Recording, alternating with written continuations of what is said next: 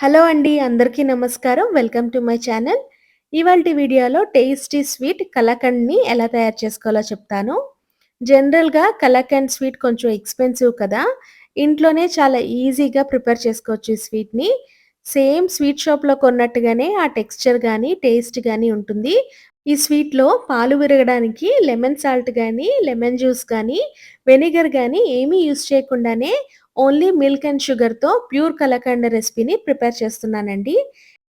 నేను చెప్పే టిప్స్‌ని ఫాలో అవుతూ ఈ రెసిపీని తయారు చేసి చూడండి. మీరు ఎలాంటి ఫెస్టివల్‌కైనా ఈ స్వీట్‌ని చాలా ఈజీగా ప్రిపేర్ చేసుకొని మీ ఫ్యామిలీ అండ్ ఫ్రెండ్స్‌తో ఎంజాయ్ చేస్తారు. మరి ఆలస్యం చేయకుండా ఈ రెసిపీని స్టార్ట్ చేద్దామా? ఇప్పుడు స్టవ్ మీద మందంగా ఉండే ఒక కడాయి పెట్టుకొని, అందులో 750 ఎంఎల్ మిల్క్‌ని యాడ్ చేస్తున్నానండి. ఇక్కడ నేను తీసుకున్న మిల్క్ 100% ఫుల్ ఫ్యాట్ మిల్క్. ఈ స్వీట్‌ని ప్రిపేర్ చేయడానికి ఫుల్ ఫ్యాట్ మిల్క్ మాత్రమే యూజ్ చేయాలండి. ఫ్లేమ్‌ని హైలో పెట్టుకొని కంపల్సరీగా ఇలా కలుపుకుంటూ కుక్ చేసుకోవాలి. ఇక్కడ మందంగా ఉండే కడాయి యూజ్ చేయడం వల్ల మనకి అడుగు మాడకుండా ఉంటుంది.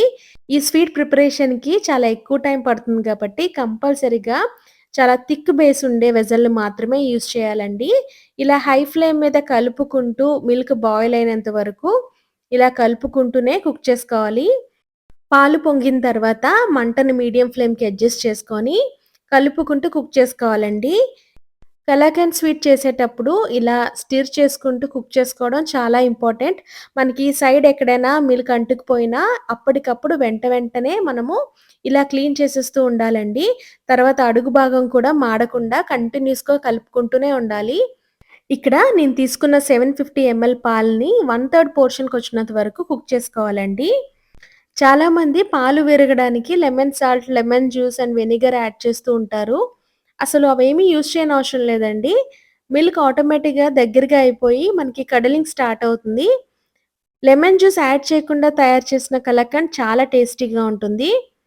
ఆఫ్టర్ 40 మినిట్స్ నాకు మిల్క్ ఇక్కడ 1/3 పోర్షన్‌కి దగ్గరగా అయిపోయి, మిల్క్ చిక్కపడి కడలింగ్ స్టార్ట్ అయింది చూసారు కదా! మనకి ఇలా కడల్ అవుతున్నప్పుడే ఇందులో మనం షుగర్ యాడ్ చేసుకోవాలి. సో, ఇలా థిక్‌గా ఈ కన్సిస్టెన్సీ రాడానికి మీడియం ఫ్లేమ్ మీద 35-40 మినిట్స్ పడుతుందండి. కంటిన్యూయస్‌గా కలుపుకుంటూనే కుక్ చేసుకోవాలి. ఇది రైట్ టైమ్ అనమాట షుగర్ యాడ్ చేసుకోవడానికి. చూసారు కదా! ఇక నేను 1/3 కప్పు షుగర్ యాడ్ చేస్తున్నానండి. మనం తీసుకున్న 750 ఎంఎల్ మిల్క్‌ని 1/3 పోర్షన్‌కొచ్చినంత వరకు కుక్ చేసుకున్నాం కదా!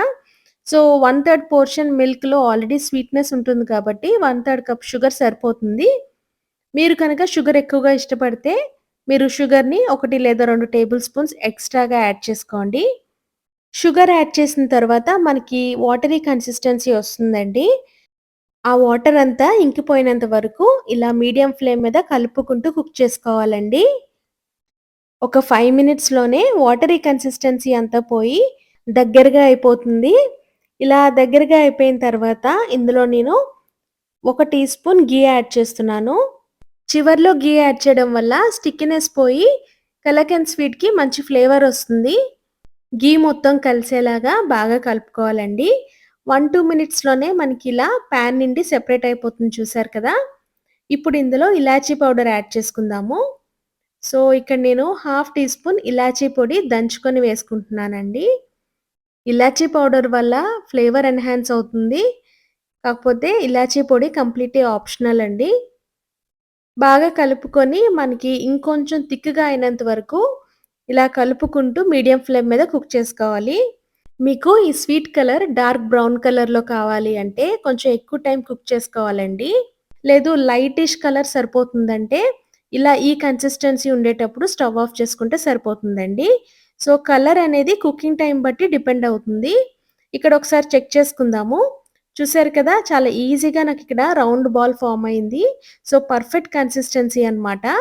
ఇప్పుడు స్టవ్ ఆఫ్ చేసుకుందాము. ఇప్పుడు ఒక చిన్న గిన్నె తీసుకొని ఘీతో గ్రీస్ చేసుకుందాము. అయితే మీరు స్టీల్ గానీ, గ్లాస్ జార్ గానీ ఏదైనా యూజ్ చేయొచ్చు. అన్ని వైపులా బాగా గ్రీస్ చేసుకోవాలండి. ఇందులో మనం ప్రిపేర్ చేసుకున్న కలాకండ్‌ని వేసుకుందామండి.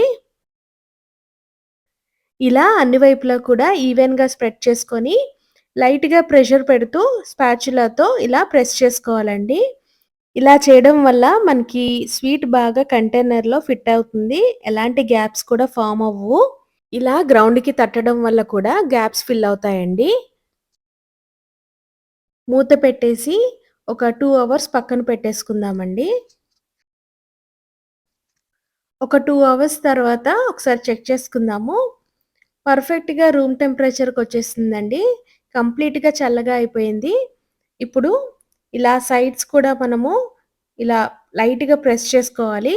డీమౌల్డ్ చేసుకునే ముందు. ఇప్పుడు జార్‌ని ఇలా బోర్లా పెట్టి లైట్‌గా తడితే మనకి చాలా ఈజీగా డీమౌల్డ్ అయిపోతుందండి. ఇన్ కేస్ డీమోల్డ్ అంత ఈజీగా అవ్వకపోతే ఒక 10 నిమిషాలు వేడి నీళ్ళలో పెట్టినా కూడా చాలా ఈజీగా డీమోల్డ్ అయిపోతుంది. ఇప్పుడు పీసెస్‌లా కట్ చేసుకుందాము. చూసారు కదండీ! చూడ్డానికి కూడా చాలా చక్కగా ఉంది. టేస్ట్ కూడా అంతే బావుంటుందండి. నోట్లో వెన్నలా కరిగిపోతుంది. మీకు నచ్చిన షేప్‌లో కట్ చేసుకోండి. ఇక నేను ఈ షేప్‌లో కట్ చేసుకుంటున్నాను. ఫైనల్లీ డ్రై ఫ్రూట్స్‌తో గార్నిష్ చేసుకుందాము.